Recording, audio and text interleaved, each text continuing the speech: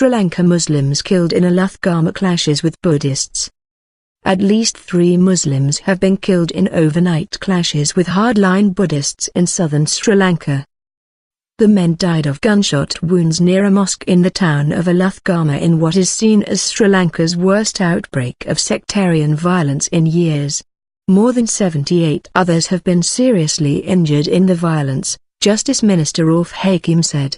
A curfew is in place in Aluthgama and nearby Biruwala. Muslims make up 10% of Sri Lanka's mainly Buddhist population. The men who were killed were shot after midnight following several hours of clashes between 2 factions in which stones and bottles were lobbed, reports the BBC's Charles Haviland in Aluthgama.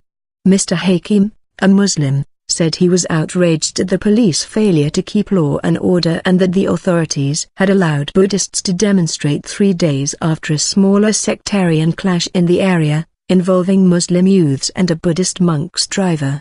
He said he was ashamed to be part of the government. He made his remarks as he visited areas which have been caught up in the violence. The authorities imposed a curfew after clashes began following a rally by the BBS, the Buddha Balisana, or Buddhist Brigade in Aluthgama on Sunday. Eyewitness accounts tell of Muslims being pulled off local buses and beaten. There are also reports of looting as well as shops being burned. Act in restraint after its rally.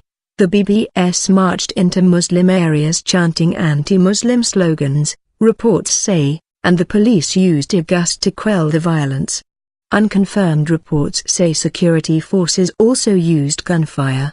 Witnesses say Muslim homes and a mosque were stoned.